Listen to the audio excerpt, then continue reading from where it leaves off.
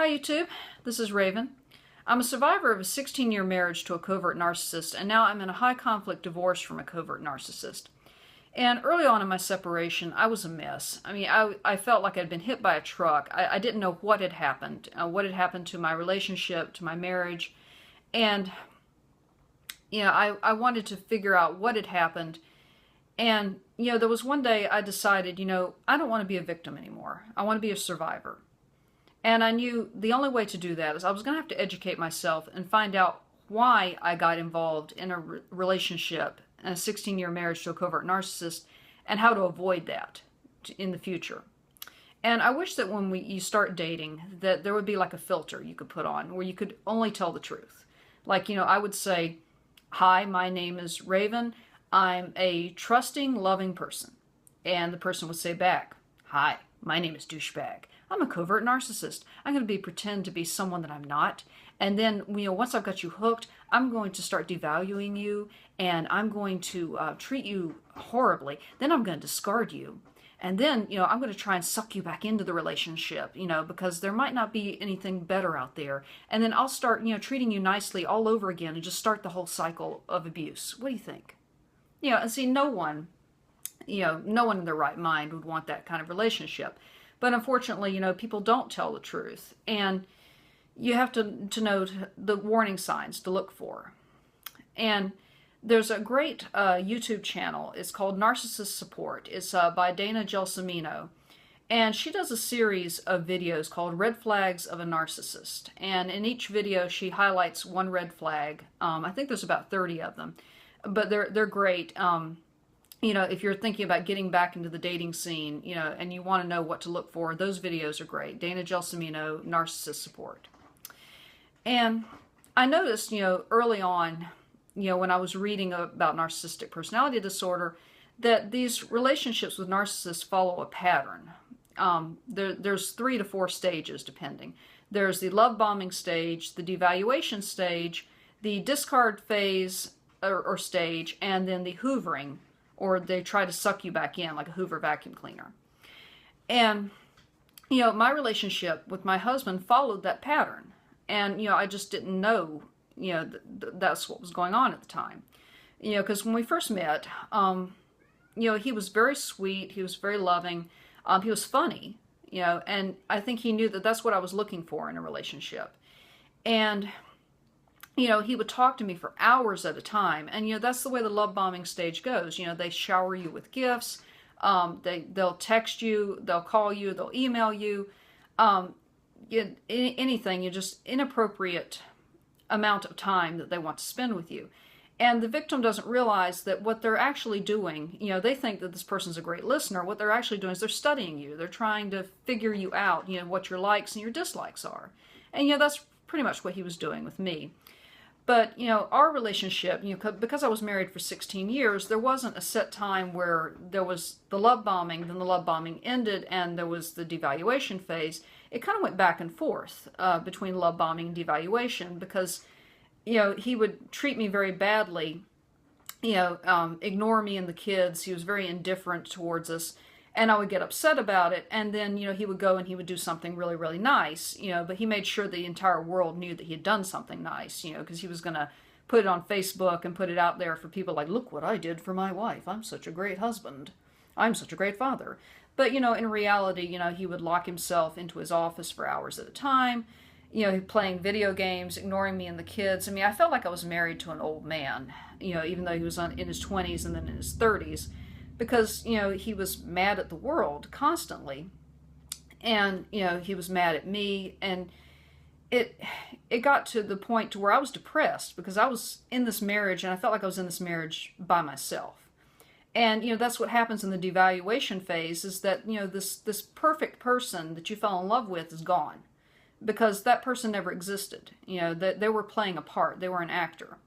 And so you get to the devaluation phase, and a lot of victims, they're confused. And it's very confusing, and it makes you think, maybe I'm doing something wrong. What am I doing to cause this person to act this way? And if I just figure it out, maybe the person that I fell in love with will come back. But, that person never existed. And a lot of times, victims will go to counseling. Like, I went to marriage counseling. But then we get to marriage counseling, and he's telling the counselor that, everything in our marriage, that's wrong is my fault. And so, once you get through the devaluation phase, it finally goes into the discard phase. And what happened in my case is that we had an argument one night, and he tore up our bedroom. He got violent. He ripped the mattress off the bed with me in it, got on the mattress, starts pounding and screaming at the top of his lungs. And it scared me to death because I thought, he was going to start beating me. And so, I said, I'm going to go get the kids and take them to my mom's house. Well, then at that point, he's like, oh, you leave me, I'm going to kill myself. And he goes and he gets a loaded shotgun, puts it in his mouth, and he's going to kill himself. Well, of course, he spent some time in the mental hospital. But then when he got out, he's like, I want a divorce, because he was discarding me at that point. And, I was reading on Sam Vaknin's site that narcs think in black and white terms. There's no gray. You're either an all good person or you're an all bad person. And once they discard you, they start to think of your relationship in either all good or all bad terms. And so even though, we had a 16-year marriage, he doesn't see any good that came out of that marriage. That marriage was all bad. It was a victimization situation for him where he was being victimized by me. And I know that to be the case, that's how he thinks, because we had a pre-trial deposition. And in it, my lawyer said, you were married for 16 years. Obviously, there were some good times. No, there were no good times. I was a victim. I was being abused by her for 16 years. And every argument that we had, I never started those arguments. She started every argument. Yeah, because he's decided that he's the hero of his scenario. And once you get to the discard phase, probably during that devaluation phase, the narc was telling anyone and everyone, bad things about you, like, oh, she's an alcoholic, or she uses drugs, or she physically abuses me, or, mentally abuses me, or verbally abuses me, to where, now they have a willing army of friends and family now that believe them. They've changed the narrative to where they're the hero or the villain of the story.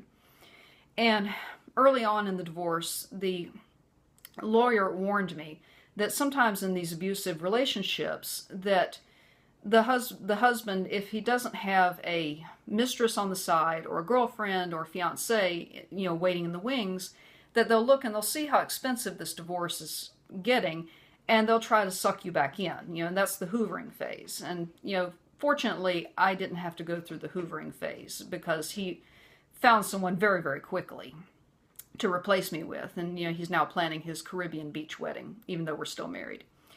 But, I remember telling that lawyer, I said, if he tries to suck me back in, he shows up on my doorstep with candy and flowers, it's like I'm calling the sheriff and having his ass hauled off to jail because he's trespassing. But, there's a television show called Scandal. And, I love the show. I'm not denigrating the show in any way, but Shonda Rhimes, the producer and writer of that show, has done a really good job of outlining and demonstrating a narcissistic relationship and the hoovering phase. And the show is about Olivia Pope. She's a lawyer in Washington, D.C., and she's the lawyer you call. If you're a congressman, you wake up, there's a dead hooker in your bed, you call Olivia Pope. And Olivia Pope comes in and fixes that situation. She, tells her clients, you get in front of the media and you change the narrative. You change the narrative to where now, the congressman is somehow the hero, even though there was a dead hooker in his bed. And Olivia is this very sharp, intelligent woman. She seems to have it all together. But in reality, she doesn't, because she's in a secret relationship with a raging, malignant narcissist. The president on that show, President Grant, he's a narcissist. I mean, you can watch a few episodes and you'll see that he's a narcissist. And she tries and tries to get away from him, but, she always gets sucked back in. She always gets hoovered back in by this guy. And you watch the show and you get so frustrated. It's like, why does she get drawn back in? But then, a couple seasons into the show, they introduce her father, and they call him Papa Pope. And Papa Pope is a raging, malignant narcissist. And so you see that she's been raised by him, so any relationship in her life, with a man, is seen through that lens of the malignant narcissist father. So, of course, she falls back into that relationship with the president all the time.